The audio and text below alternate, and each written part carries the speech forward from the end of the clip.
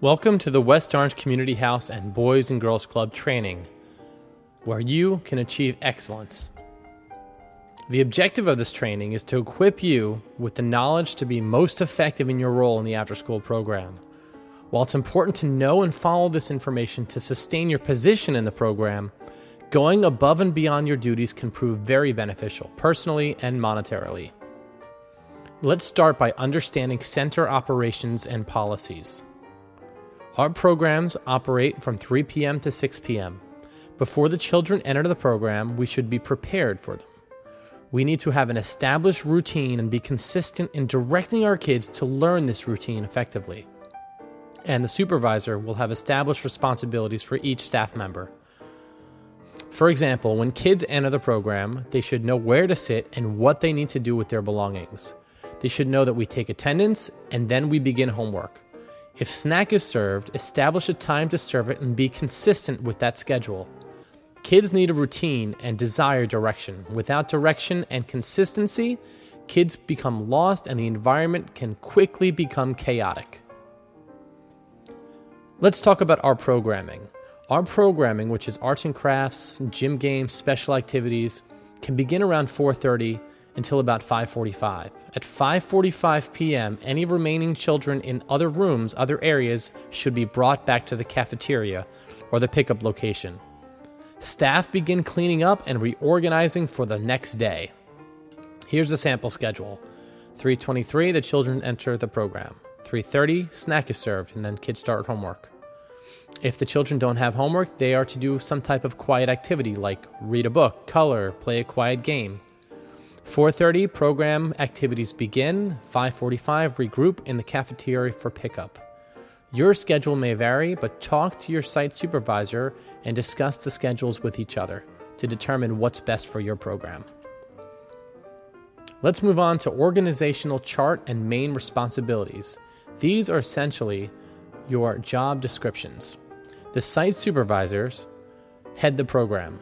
They supervise and sustain the healthy heartbeat of the program. They ensure supplies are consistently stocked and readily available. They are to help create a schedule of activities with the program specialists and counselors. Activities and events are then posted on a monthly calendar. A main function of the site supervisor is ensuring the effective operation of the program, being responsible for submitting all important documentation and reporting to the back office.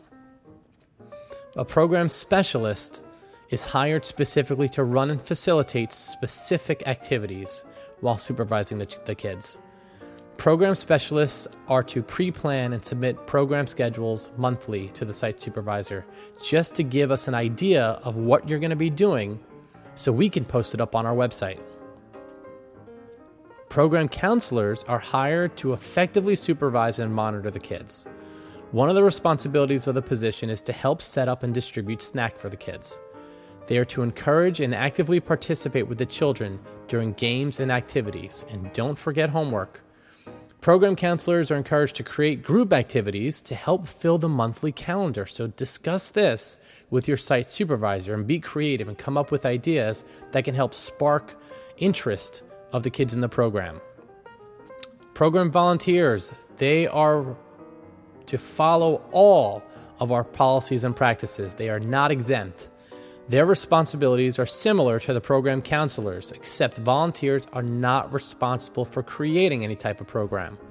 Volunteers are to provide assistance to the program counselors and specialists. Supervising and tracking, keeping our kids safe and secure. Parents enroll their children in our school-age programs to keep them safe and well supervised before and after school. Keeping the children safe while they attend our program is the responsibility of all our staff. Effective supervision ensures that children are safe, interact with each other and adults in respectful ways, and are engaged in activities and experiences that support their development and learning.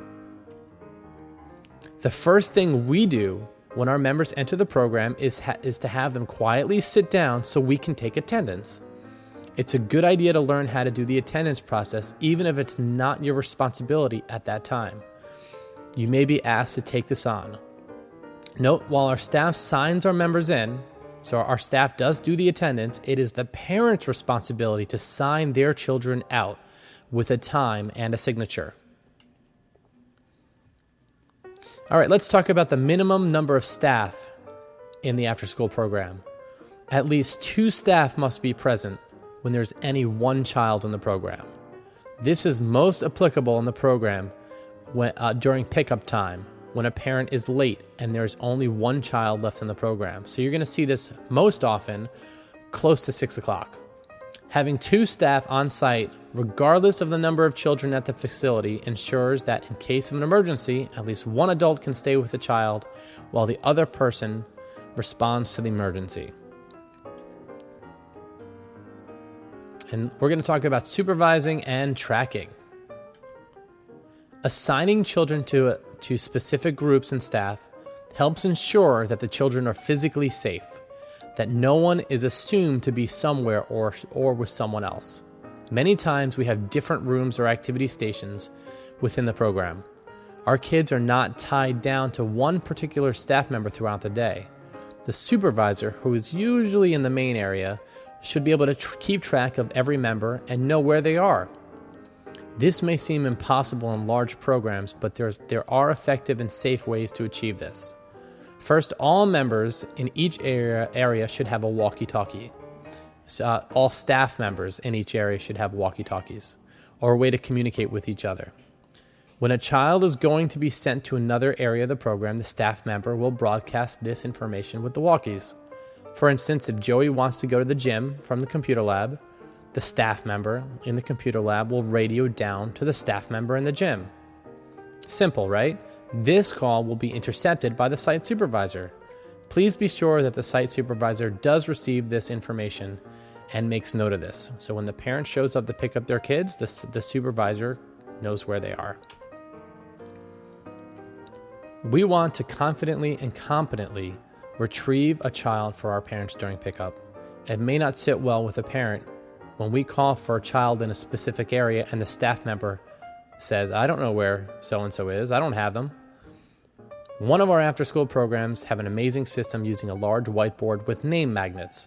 If a child gets permission to go to a different activity area, the child needs to take their name magnet and post it on the appropriate activity space on the whiteboard to where they want to go. The supervisor then broadcasts this information to the staff members. Kids will be kids. They like to wander and some unfortunately look for trouble. It's a great idea to have a staff member accompany kids from one location to another, or do a pass-off system. Monitor the child walking down the hall until they are visually received by another staff member.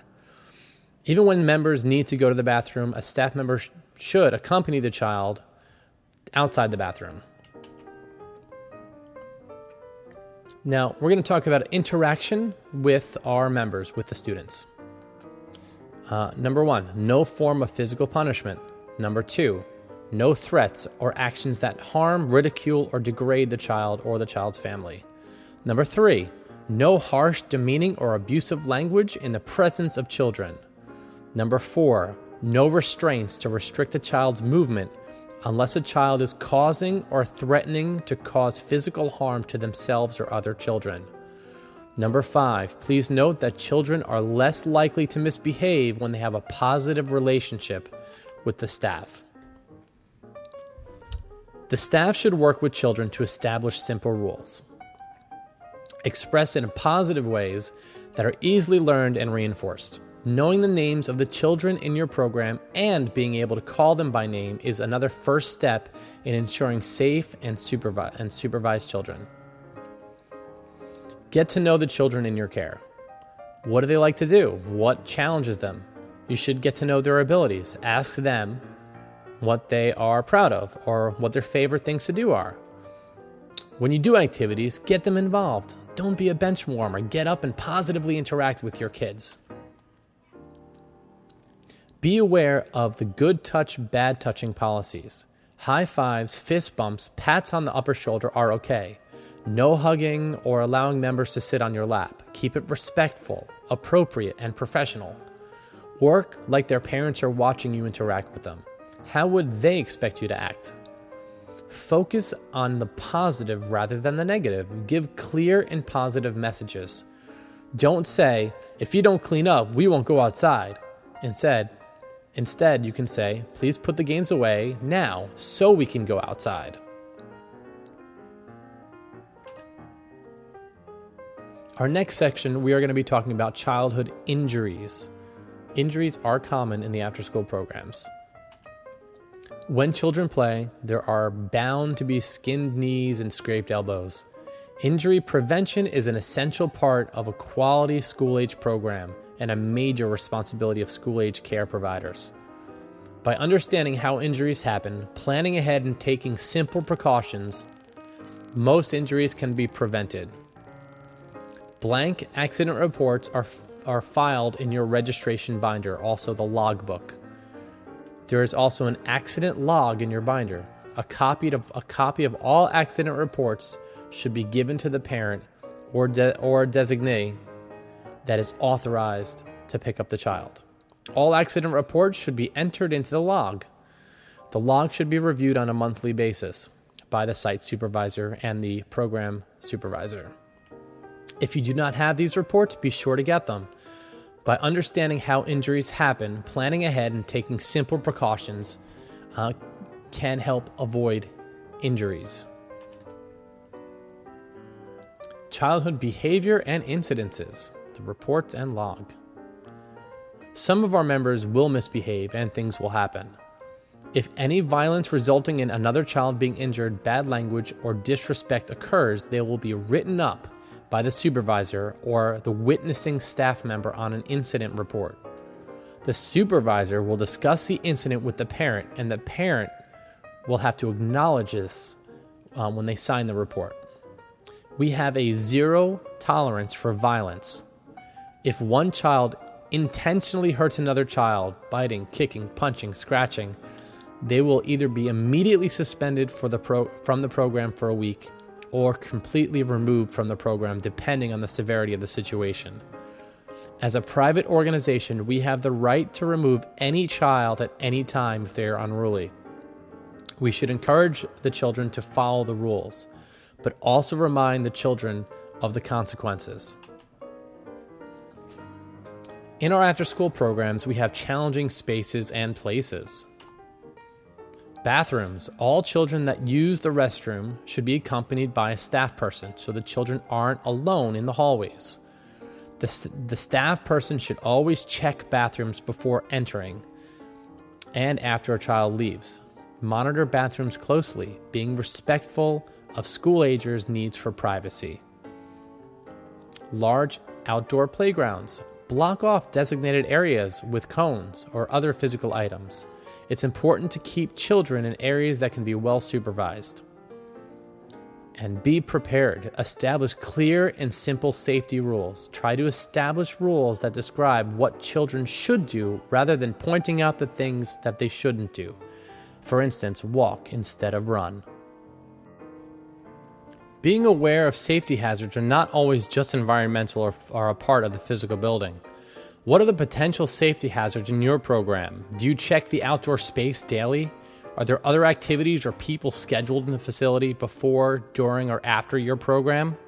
What potential safety or supervision issues does this present? Keep an eye on the action at all times. While interacting with children and communicating with coworkers is important, don't get caught up in an activity that you lose sight of what's happening around you. Stand in a strategic position, facing the activities so you can scan the entire environment. Occasionally circulate around the program area, making eye contact with all the children. Implementing group size limits and primary care responsibilities. We can compliantly maintain a 1 to 15 staff to children ratio in a room at any given time.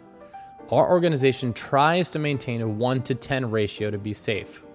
Always be aware of how many children you may have in your activity area. If you need to be excused for any reason, please let another staff member know or the site supervisor so we can maintain the proper ratios. And never be alone with any one child in a private location. Next, we're going to talk about disciplinary policies and procedures. Staff members are not permitted to discipline a child using hitting, shaking, corporal punishment, abusive language, frightening treatment, withholding food or emotional responses, and making children stay silent for a lengthy period of time. If a staff member resorts to any of these disciplinary behaviors, they will be immediately dismissed from the organization. Staff should be aware of any unusual behavior in a child. This should be immediately brought to the attention of the director. Staff members must supervise children if they are separated from the group at all times, including disciplinary action. For instance, when kids are in timeout. Should any child physically abuse a staff member, that's right, I'll repeat that. Should any child physically abuse a staff member or become unruly or be a constant disciplinary problem, the parents or guardian will be asked to come in to discuss the problem with the site supervisor and the program supervisor. If the organization feels the program is not appropriate for that child, the parents will be asked to withdraw their child from the program. Any misbehaving child should be spoken to, and conflict resolution measures should be taken. Staff should prepare a quiet area within the room in case a child has a consistent disruptive problem. The children will participate in making the rules and consequences in the beginning of the year.